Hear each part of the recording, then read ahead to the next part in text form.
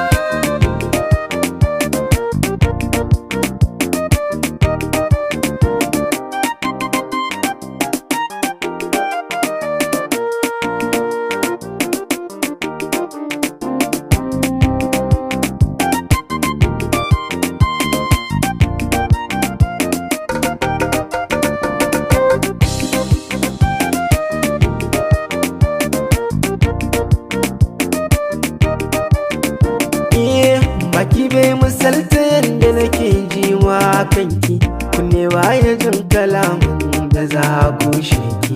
Ko a zuciya ke kaɗai ce kwala a fadarki, ki ji sa na ɗan da kai kan wata har idan gaki.